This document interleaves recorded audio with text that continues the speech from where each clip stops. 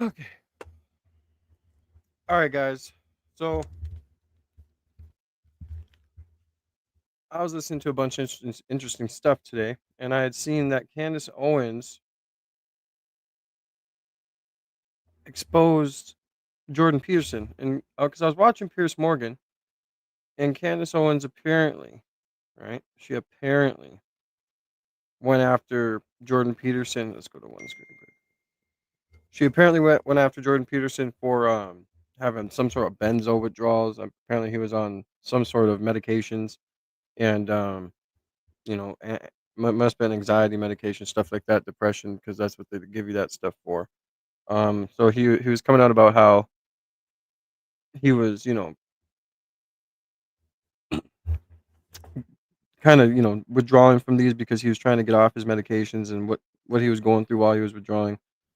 Candace Owens apparently, is giving him grief about it. I'm not sure if this is one of the videos that they were talking about on Pierce Morgan, but I want to check it out. So we're gonna check it out, see what's up, and then we'll go with the Pierce Morgan interview if we have time. But yeah. Dr. Jordan Peterson. Once again, he is setting the internet aflame by, I would just kind of sum this up as refusing to retire, generally just speaking. He just keeps saying stuff now, and he won't just stop saying stuff, and now it's just gone too far because you're not allowed to just do that without being called out. And his new shtick is apparently diagnosing people who disagree with him. We're all just a bunch of political psychopaths, guys. That's what it is if you disagree with people who have certain expertise. Also, we've got an update for you guys in the Shannon Sharpe case. His Jane Doe is dropping more audio clips. And some of you were wondering, if he's not guilty, Candace, why did he offer to pay her out $10 million? Well, I'm going to tell you why he offered to pay her out $10 million. Lastly, I completely failed you guys. I apologize. I so failed you because I somehow missed Katy Perry's post interview that she gave when the Blue Origin flight touched back down onto Earth. And it is indeed exceptional and worthy of review. So let's jump right back in. Welcome back to Candace. And was walk like a lobster and also had people that rose to the surface and said to men basic things that did have a lot of meaning, like clean your room, right? Like that was one of the big things. Jordan Peterson was walk like a lobster and also clean your room. And that was for good reason. Take a listen to him. What I've recommended to people is clean up your room. That's a good start. Organize your local. And I like Jordan Peterson. I mean, when I listened to him, I liked and appreciated his message. He helped me through some times, So I don't know what her problem is with Jordan, but hey, we're gonna go over it. Pierce Morgan led me here, so it's gonna be interesting. Landscape. Schedule your time. His daughter and Start her taking have like a control of debate yourself. over it See if after. you can stop saying A things you while. know to be lies. That's not the same as telling the truth.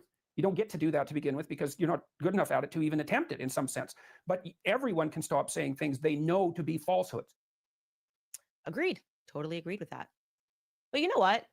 His own house, his own office didn't look so tidy when he did various interviews from home. For example, this video where he was interviewing someone named Theron Meyer, who he described as a reasonable trans person back in 2016. That's Jordan Peterson's office. That doesn't look like a tidy room. Whatever. That's not Bro, a I'm big not deal. gonna lie, that is crazy. And he does look like he's fucked up. I don't know what it could be off of, but maybe those benzos they're talking about. But what is this back here? Must be a big printer. What what does he have in his room? Like, what is all this shit? Just kind of random, like, I'm gonna throw it here, throw it there kind of shit? What? Back in 2016. That's Jordan Peterson's office. That doesn't look like a tidy room. Whatever. That's not a big deal. I'm just pointing out there's little cracks in the mirror that began to appear. There's rule number 8, like he just said, tell the truth or at least don't lie. Rule number 10, be precise in your speech. But does he actually embody any of that himself? As I had mentioned in that previous episode, everything was all very well and good until people began to have questions about Jordan's behavior and some of the confusing narratives which were used to justify or to simply excuse his behavior. There was always excuse, right? And most notorious among them, obviously, he will go down in history remembered for Apple Cider Gate. Now, if you are not a Jordan Peterson fan, maybe you're a woman, you never really followed his stuff. Of course, you know his name.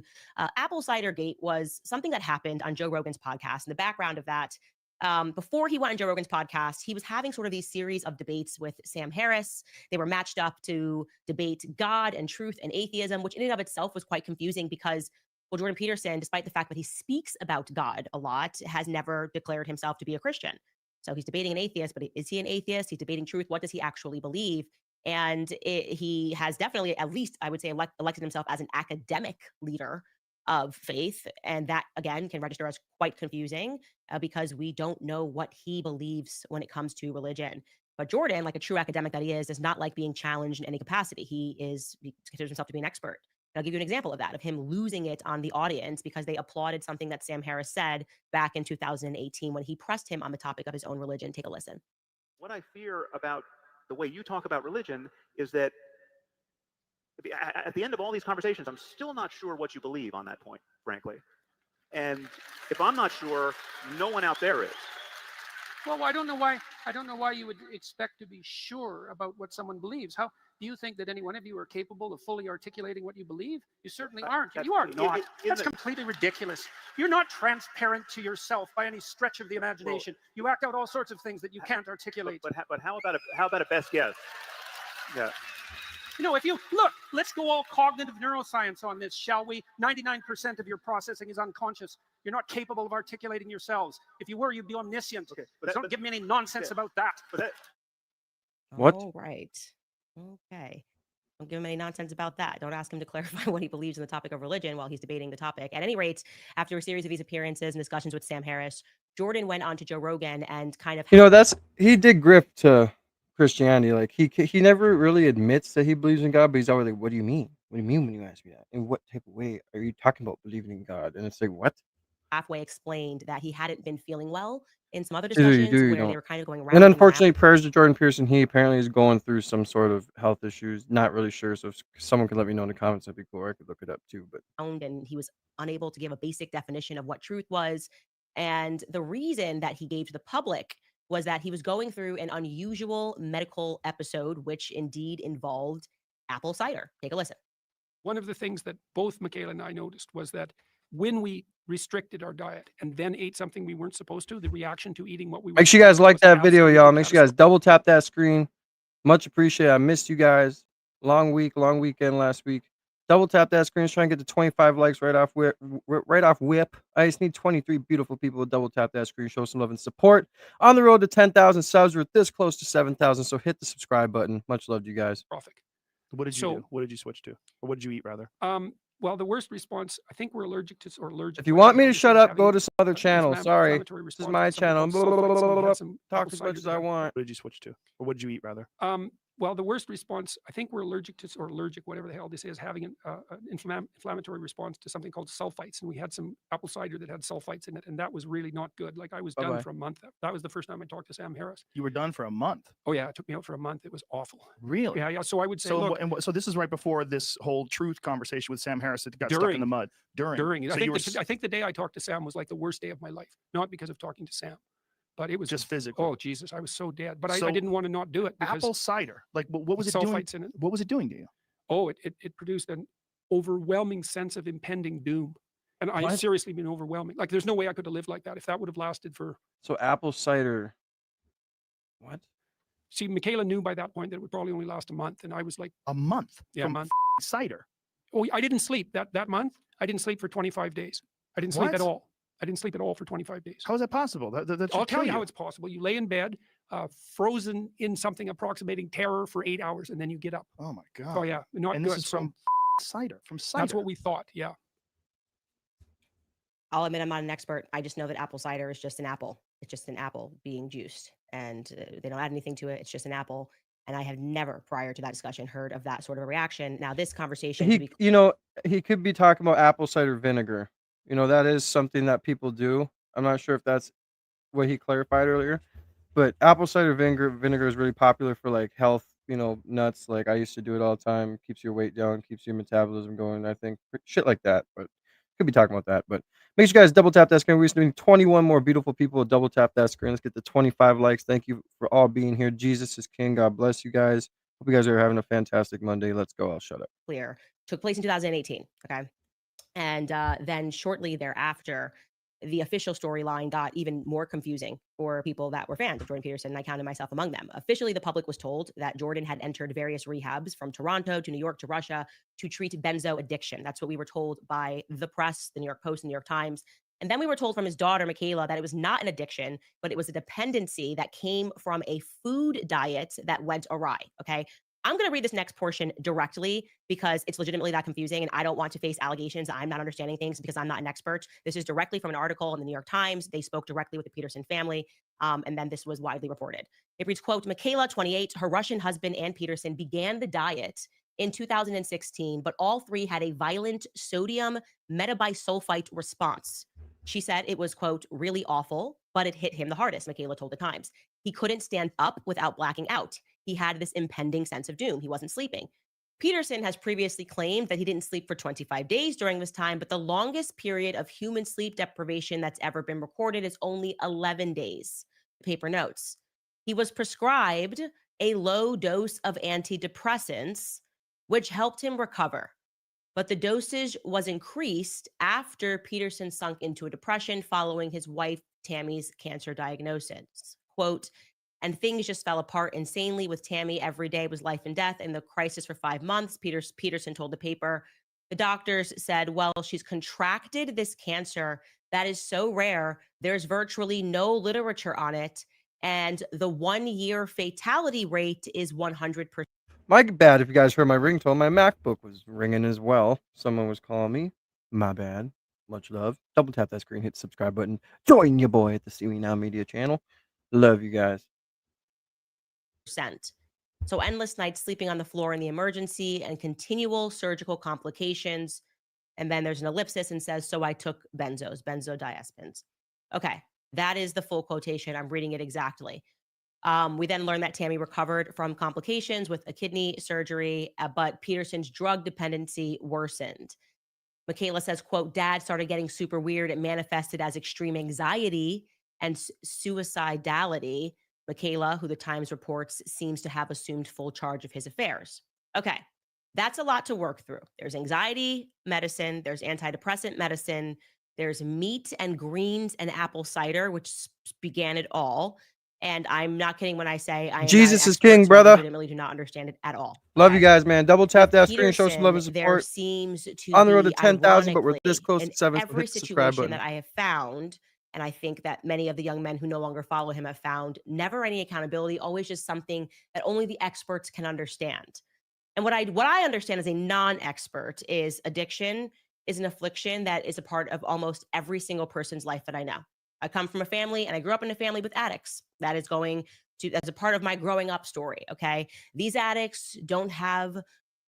Yo, so a part of her talking about this, you guys, if you haven't noticed, she made this video. That's why we're watching it. Then she went on Piers Morgan with Jordan Peterson's daughter, and they're having a tit for tat going back and forth. And she was bringing it up like she is now addiction. Like when Jordan Peterson was talking about he was trying to get off psych meds, like benzos, like say Klonopin. You get prescribed Klonopin that's for heavy anxiety, PTSD, whatever the heck he was dealing with. When he takes that, it forms a dependency. Just because he was trying to get off it, Jordan Peterson's daughter was trying to make this point. Just because he was trying to get off those and get off them with his doctor, maybe try a new medication or not take medication at all, that doesn't make him an addict. You know what I'm saying? People do it all the time. Just because you do that does not mean you're an addict. So to me, the one thing I got to disagree with Candace on is that this, she's labeling him an addict. That is not what an addict is. I mean, if he was taking his prescription from the doctor on time throughout the months, whatever, and just taking them for as needed what he was prescribed for, and then he was trying to get off, going through withdrawals, yeah, that's what addicts go through, but that doesn't make him an addict. That makes him a patient trying to change medications or get off medication, right? An addict is a person who goes out and starts buying heavier, more stronger stuff. My cat is making too much noise. Get out of here. Come here.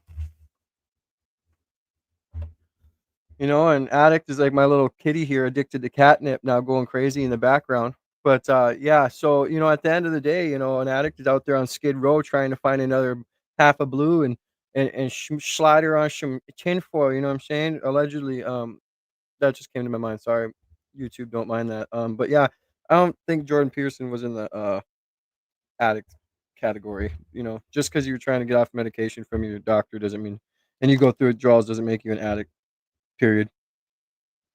Glossy degrees. They don't have extensive vocabularies. They don't have estates. So they'll forever just be known as addicts, not dependents, not from food, whatever it is. They're not flying to Russia.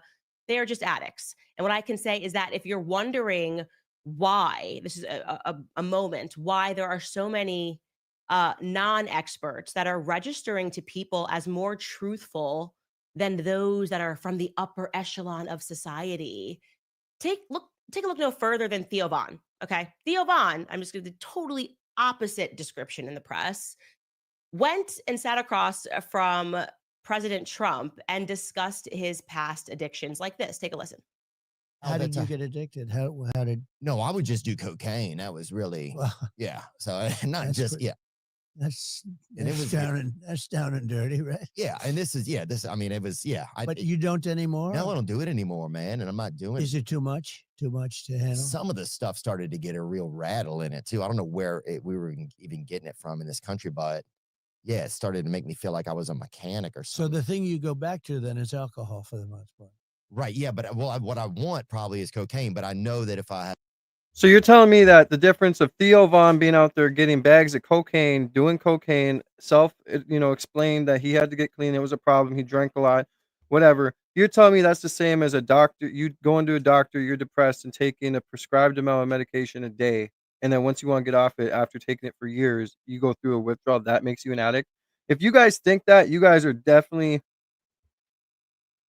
not intelligent at all. I'm sorry. I mean, an addict on cocaine, running around the streets, doing all this other stuff is way different than a sophisticated guy who goes to a doctor. Yeah, it makes you addicted, but it doesn't make you an addict. To me, an addict is a person who's like a crackhead. You get what I'm saying? Like, yeah, they're both addicted, but to me, an addict and being labeled as an addict has a different meaning. Like, oh, he got off benzos, but now he's drinking, or now he's on drugs, or now he's doing this. If he's completely sober, I don't think that makes him an addict. So, but we all have our different opinions. I appreciate everybody for being here. Double tap that screen, hit subscribe, show some love and support. I'm gonna go grab my pizza out of the oven, and you can call me a fool, Casey. That's fine. I literally just said what you said, so be quiet, okay? We can be friends. Just stop. Show love. Have a drink, then it'll be like, okay, well, I had a drink, then I can do this. Is cocaine a stronger oh yeah up?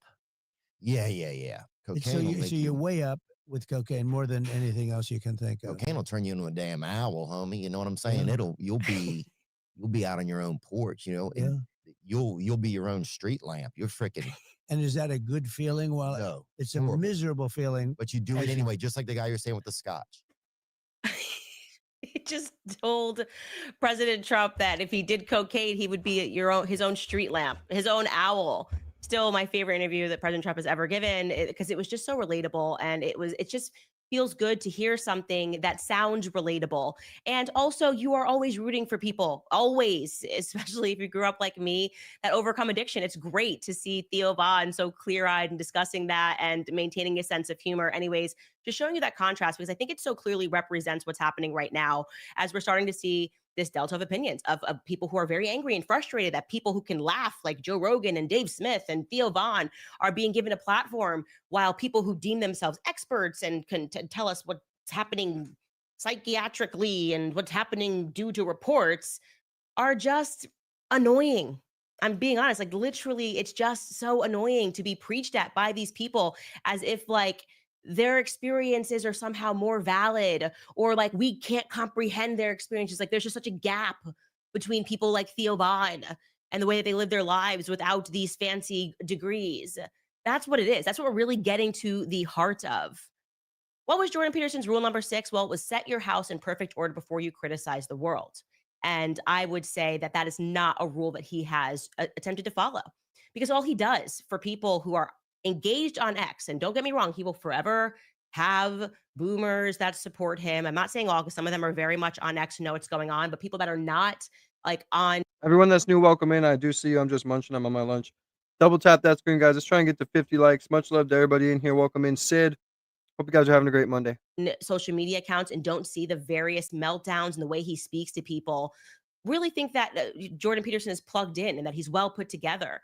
But actually, the inability to withstand any sort of pushback or criticism without completely losing it on people should be Jordan Peterson's Twitter bio.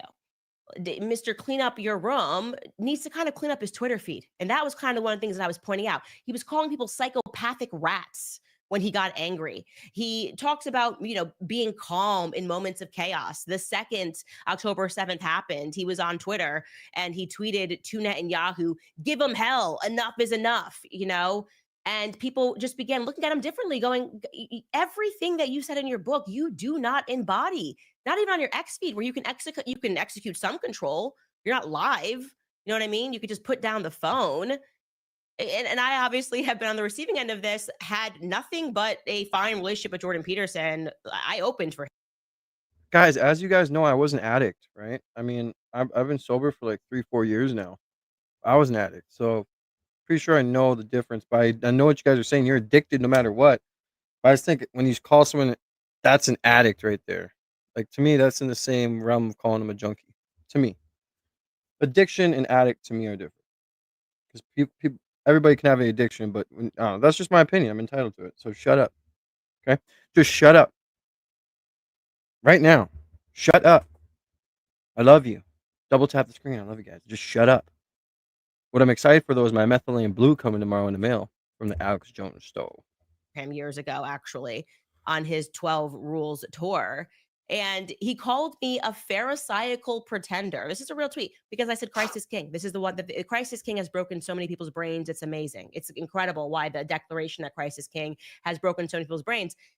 I wasn't even speaking to him. I was speaking to somebody else. And I said, thank you for re-upping this most crucial conversation about Christ is king almost exactly a year later. And once again, during the season of Lent, after a year of thoughtfulness, I want you to know that I will never stop declaring it. Is anything about that tweet? Keep that back up.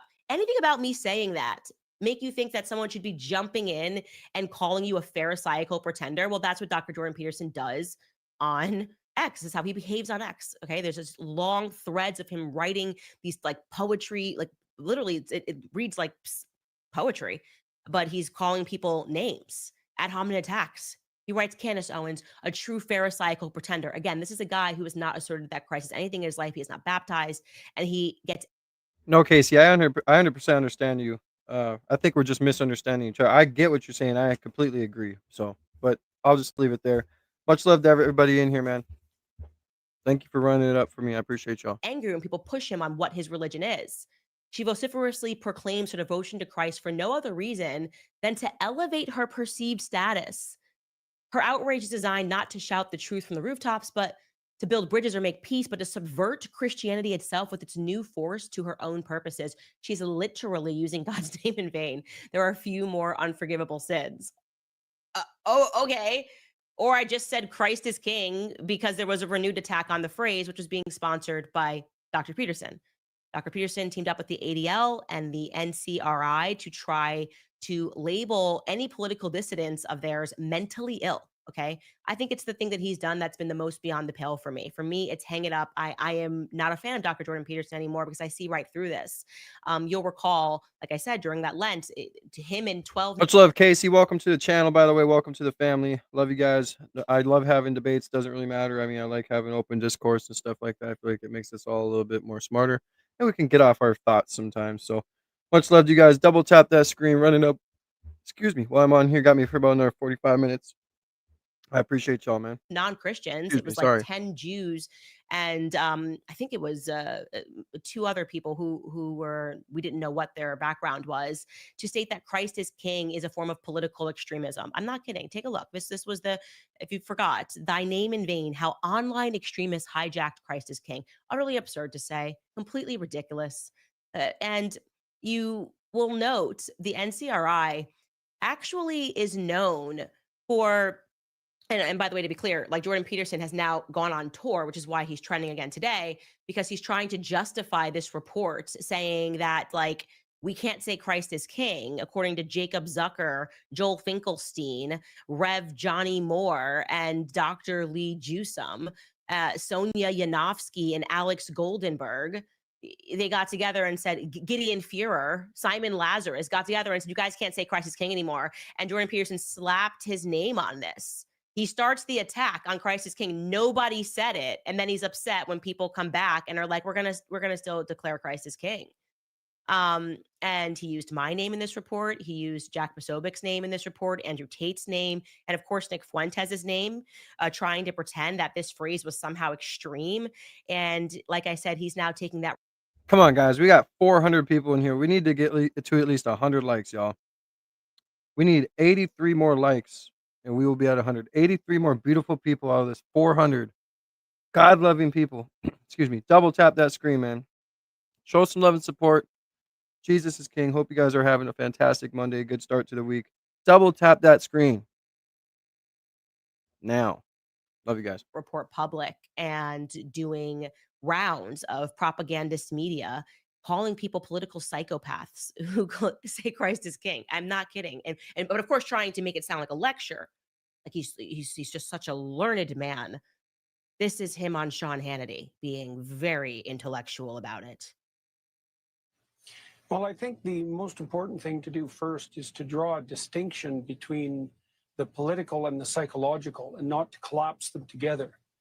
So imagine this. Imagine that there's a group of individuals, about 4% of the population, who have a I don't know. Someone else must took him out. I'll fix it in a second, brother. Thank you for the 38 likes. See how fast we can go out when we all just tap the screen twice with our thumbs. That's all we got to do. I love you guys. Thank you so much for the support. Let's keep running it up. Much love. Personality characteristics that have been described as dark tetrad.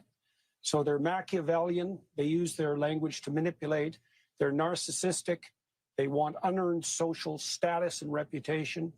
They're psychopathic, which makes them free of empathy and parasitical and predatory. And they're sadistic. So they take positive delight in the unnecessary suffering of others. Now, those people also use false cries of victimization, let's say, to manipulate, and they're entitled. They seek vengeance when it's unwarranted, and they protest loudly and make very public cries for reparations that would be self-serving. Okay, now the way those people operate is they look for what patterns of belief form groups that they can infiltrate and then capitalize on. And that happens on the right. We did a report, the same group, on the use of Christ as king. By the way, we are at 6,832 subscribers. That means we just need 178 more people in this room to subscribe. That means we'll surpass 7,000 subs. That would be so amazing. We're on the road to 10,000, but we're so close to 7,000. Help me reach 7,000 today before I get off, you guys. Let's try and get that 10,000 before the end of this month. This is my birthday month, so let's try and hit that goal by the end of my birthday month. And then after that, on the road to 100K. Much love. As a manipulative strategy by bad actors, hypothetically on the right. And this report identified the same sort of people on the left. But it's not primarily political. They're wolves in sheep's clothing who look for where there's power and value and then adopt those beliefs as a surface camouflage so that they can elevate their moral status. Now, and this has become worse in recent years, as far as I'm concerned, because the evolved strategies that we have for dealing with these psychopathic Jeff, this is my channel, so you can go elsewhere if you want. I really don't give a fuck later. Types, psychopathic, narcissistic types, don't work well online. And so the psychopaths can get away with their terrible manipulations online, and they can find like-minded people, and they can escape from any reputational consequences. And so there's always been psychopaths. Those are the Pharisees, for example, that Christ points to, the religious pretenders. Those are the people who use God's name in vain and claim moral virtue and even religious devotion. Well, all they're doing is feathering their own nests and furthering their own narrow interests. And the web, social media, anonymity enables them to organize and also hides them much more effectively. And this is a problem in religious organizations. It's a problem in political organizations, and it pathologizes the whole culture.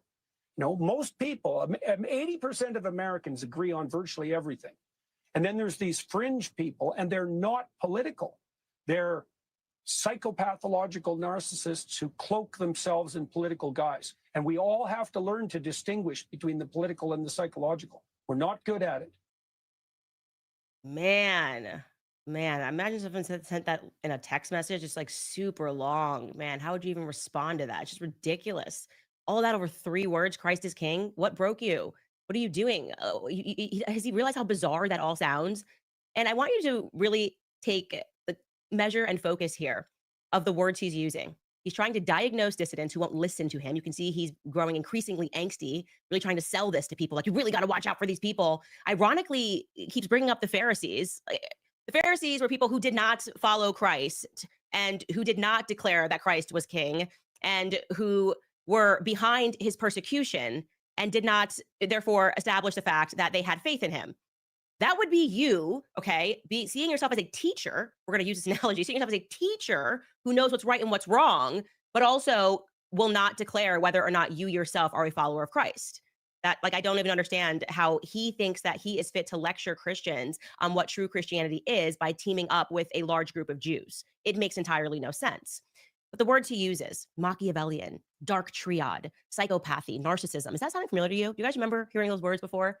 It's because the very same group that he teamed up with to do that report with, the NCRI, was behind the exact same language that was pushed in the media to describe people who were dissidents of the COVID vaccine. Okay, if you don't remember this, I'm going to show it to you. Look at this. A contagion of institutional distrust, viral disinformation of the COVID vaccine, and the road to reconciliation. Here's another headline. The dark triad, literally what he talks about, and COVID-19 vaccine hesitancy, the role of conspiracy beliefs and risk perception. This is an actual excerpt from this published document. And the media went crazy and said, oh, you're actually a psychopath if you don't get the vaccine. Oh, if you don't listen to the government and roll up your sleeve and get the vaccine, and you're like going to visit your grandma, not letting her die alone, you're a psychopath. You guys remember these articles? It was like literally one day we woke up and it was like, look at your friend who won't get the vaccine, they're psychos. For the last little bit of this pod, I might go ahead and go to this Danny Jones interview with Ian Carroll and finish a little bit what we were watching yesterday, but I'll let this play a little bit longer. This is an excerpt from that publication. It says, with the spread of the coronavirus disease pandemic, the mass vaccination plan represents the primary weapon to control the infection curve. Unfortunately, vaccine hesitancy also spread out worldwide. This led to exploring the critical factors that prevent vaccination from improving the efficacy of vaccine campaigns. In the present study, the role of the dark triad, psychopathy, Machiavellianism, and narcissism in vaccine hesitancy was investigated. This is literally doing what they just did a couple of years ago to people that were like, yeah, no, I'm good. People like me, I'm actually good. I'm not going to be rolling out this vaccine. I'm not going to get it. And I'm going to encourage people to make sure they do their research because you only have one body. And then we get proven right. We get proven right. And all the experts who participated in this and wrote these articles and tried to explain away to people why you got to trust the experts were proven wrong. So yeah, if that is all sounding very familiar to you, like the idea that you can turn it into a pathology, people disagreeing with you. Oh, if you disagree with me ever, if anybody in the comments disagrees with me, I got to tell you guys, it's a pathology. There's something wrong with you. You're a sociopath. You're a psychopath. You're like Jeffrey Dahmer. Like, what? Well, just so you guys know, that's a Soviet tactic. It's a Soviet tool of repression. For those of you that joined the book club, wait until we get into Sigmund Freud, okay? Because what he is actually doing is he is being a perfect psychologist or psychiatrist. That's what he is modeling himself after Sigmund Freud, okay? They developed these Soviet-like tactics to control the masses, to socially engineer our behavior, to make people think there was something wrong with them if they didn't conform to groupthink.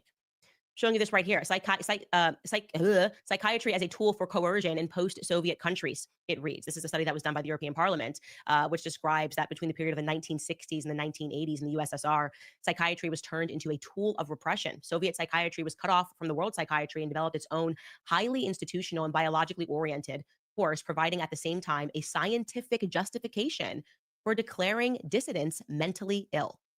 That is what Jordan Peterson is doing, okay? He is unable to win the argument on just him being able to debate. And so he's now essentially saying, and he did appearance on Joe Rogan and said the same thing, anyone who disagrees with me is mentally ill. It's dangerous Soviet type thinking, which maybe makes sense when you weigh it against the bizarre collection of Soviet era paintings of Vladimir Lenin, which Jordan Peterson has spoken about publicly that he collects in his house. Like him and his daughter have spoken about how they've got like so many paintings of Vladimir Lenin in their house. And she grew up with Vladimir Lenin paintings. And I believe that he even named his daughter after Gorbachev. If I'm correct. This is Michaela Peterson talking about growing up with hundreds of Soviet paintings in Dr. Peterson's house, her father's house. Take a listen. What was it like growing up with Jordan as your dad? Imagine if your entire childhood you spent watching Jordan Peterson YouTube videos. My dad is really a lot like he is on YouTube. If you've seen any of his lectures or looked at his old courses, that was kind of what dinner table conversation was like. I learned a lot about psychology. I know a lot about personality. I didn't know it was weird until I was like 24 or until he got famous. And then I realized it was weird. We had 37 different colors of paint in our house, over 100 paintings. All the walls were completely covered in Soviet art. I once had a Lenin painting fall on me while I was sleeping. Okay, like I said, weird. He's described it as he got interested in 2001 and began collecting a bunch of eBay paintings that were being sold on eBay. And that's how he formed a collection, because he was interested in the cycle of every 15 years, something coming back into relevancy. I don't know what that means. I don't know what that stands for. All I know is that you should be alarmed by Jordan Peterson teaming up with the ADL, who are speech censors, to try to justify people, or at least trying to diagnose rather people who are just simply declaring that Christ is king. And you should be even more alarmed by the fact that nobody said it when they dropped this report. They just dropped it this Lent season. And now he's doing a tour trying to divide people politically by saying, well, I agree. She does go to a lot of extremist like points. Like she goes to a lot of extreme points. Like many different ones too, all off little tidbits of things. Like I don't agree with a lot of it, but it's why I'm playing it. Doesn't mean I have to agree with it. She's crazy. So at some point she is fucking crazy. those are political psychopaths. You don't want to be like the Christians. You don't want to be like the Christians. You don't want to be like the Catholics. You don't want to be like these group of people who think Christ is king. And I do want to also say this, because at root of this is his bizarre obsession with Nick Fuentes. There's others, like they are like in a bubble, and you just have to recognize that most people in the world don't know who Nick Fuentes is. But these people, the Seth Dillons, the Joel Berrys, they obsess over everything he does, and they believe. A lot of people in the world know who Nick Fuentes is. Straight up. A lot more people than she thinks watches that guy, especially when it comes to young men and stuff like that on X and on Rumble. Yeah. Everyone in the world is watching and doing whatever Nick Fuentes says, and he's gotten under their skin. That's the reality. These people are being broken by troll accounts, and they're now spending real money to try to control and censor our speech. And it's just not going to work, okay? You're not going to tell Christians how to behave. You're not a Christian. You're not going to tell, especially on this day, the Feast of St. George, who was martyred for refusing to back down on his faith. You're not going to tell Christians. That phase is over. Christians are going to start standing up for our faith. I'm going to be one of them. And to the extent that you have a problem with me declaring that Christ is king, because he is and forever will be, then I am going to be a thorn in your side. And that's all I'm going to say about that topic. All right, guys, want to remind you about Preborn. Nation Preborn, team filed this to try to settle this thing. Obviously, settlement talks blew up, and now it's public, and her team filed this in the Nevada courtroom. He is fighting this heavily. He's basically named his accuser, a girl named Gabriella, even named her OnlyFans account, and basically telling a story that they were kind of into this kinky, choke you kind of, I don't know why people are into that, but it definitely seems like she, via her text messages, which are unconfirmed at this moment, but I'm assuming they are real, was asking for him to choke her, and it was dirty. It was just dirty, dirty talk. She said her butt cheeks cost $50,000. That's what she told him. I'm just telling you, I'm reading text messages, okay? Well, anyway, some of you guys were asking the question, Candace, like, why would he offer her $10 million if he wasn't guilty? And I'm telling you why he was offering her $10 million, because Shannon Sharpe was in talks. People were going to buy his entire podcasting network, because, you know, he's been podcasting and doing all of these things. And the deal was supposedly worth $100 million. So look at this, okay? This is Shannon Sharpe Eye's $100 million podcast deal as volume contract expires. He was on the brink of a $100 million deal. And he was being, we don't know who were pitching him in the background, a $100 million for a podcast deal. That is like Joe Rogan level. His volume contract was expiring. He was probably in negotiations. Who knows who it was with? It was Spotify, maybe it was Apple. And then this woman. All right, this is old news. We were going over the Jordan Peterson topic. So we're going to watch a little bit of this Ian Carroll at Downey Jones interview, and then I am going to get off here and get a little alone time in before I have to go to work, because I am tired today. So this is interesting. We were watching it yesterday.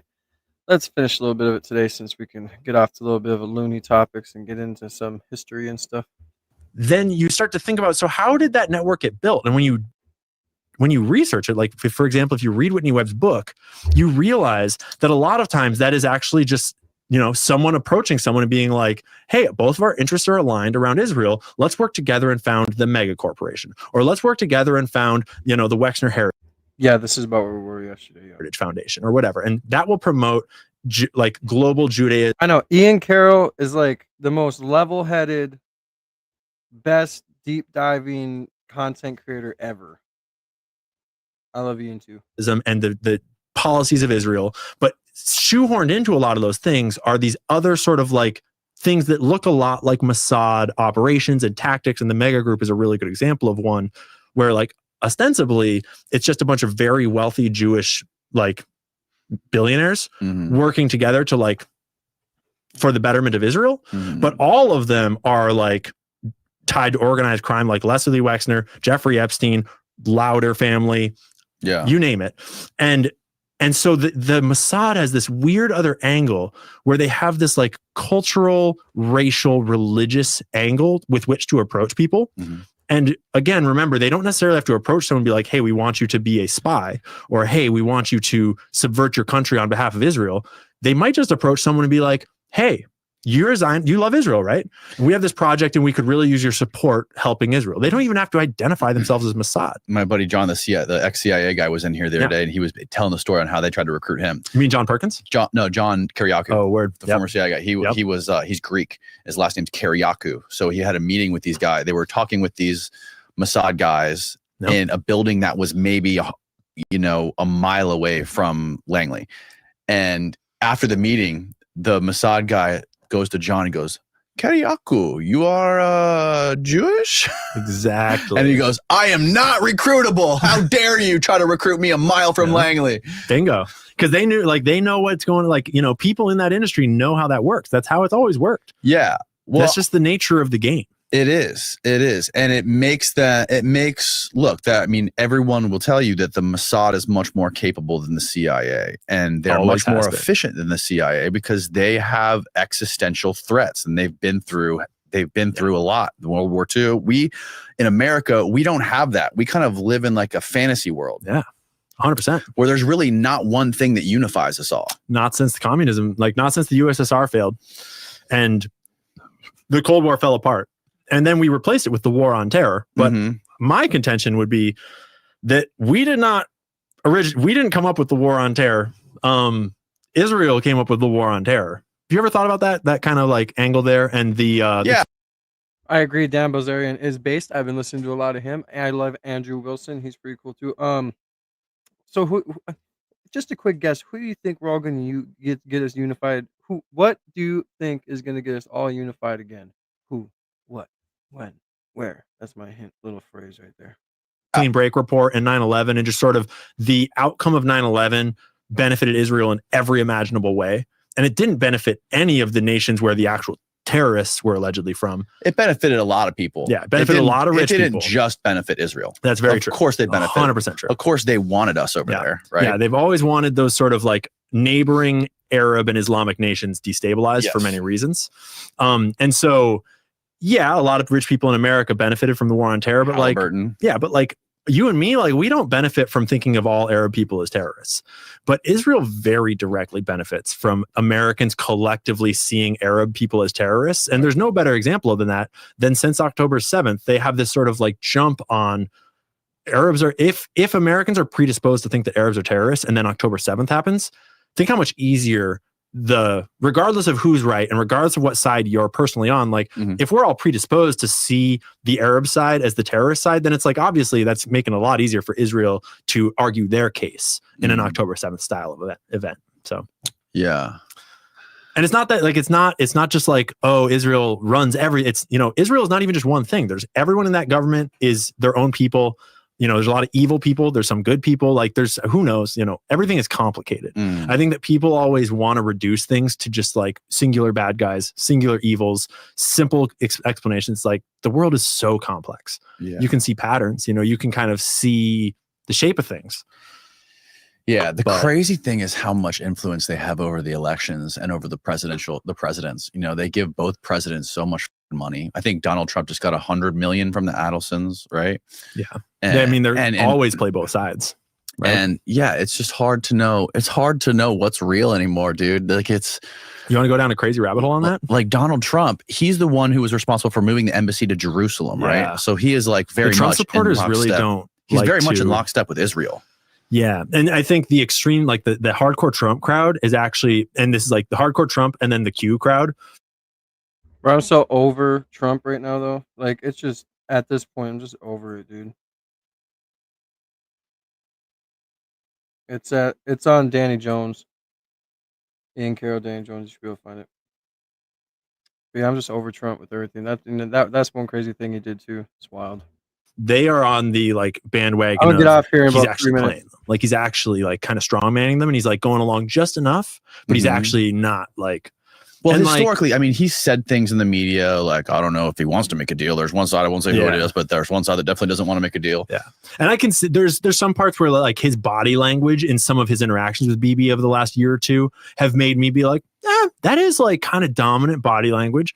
But at the same time, I think there's a lot of denial about how aligned he is with a lot of those interests and a lot of that money, and has been for a long time in his life. Well, what is he saying publicly about it right now? He's basically, I mean, I saw publicly right now, he's like the most like, let's make it bigger. pro-Zionist Israel thing you could ever. He's like talking like we will deport pro-Palestinian protesters. Like it's the most atrocious, from my perspective, it's the most atrocious. Like if you were a Trump supporter, so me personally, I would be a Kennedy supporter 100% if he was not super Zionist, and that leads me to all these concerns about blackmail and all these other things. Right. And it's to support him is just to take votes away from Trump. It is at that point. Like, Although, why hasn't he dropped out yet? So did you see actually just today, Shanahan on Impact Theory podcast just announced that they are considering joining the Trump campaign?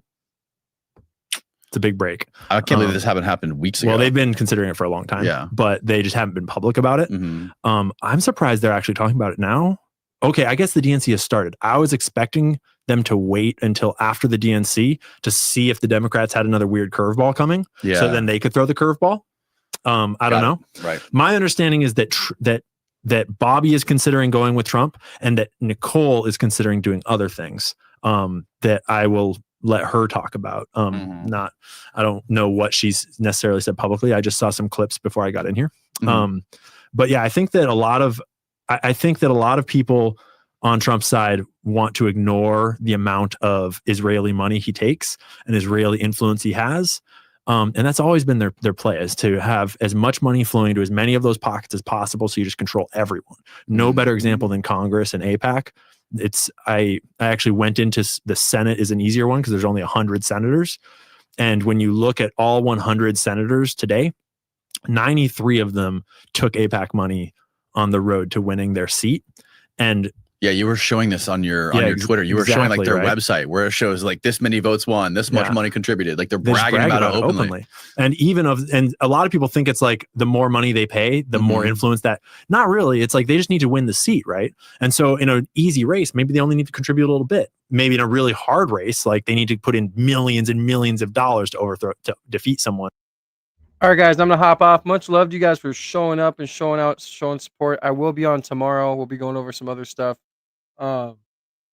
Much love to everybody, though. I hope you guys are having a fantastic day, and hope you guys have a fantastic week. Don't work too hard, but get that money, and keep chasing your dreams, guys. I love you guys. Thank you for being here and showing support. Go follow my kick that's down in the description, and yeah, hit the subscribe button. On the road to 10K, almost 7K, so hit the sub button. Love you guys. Later.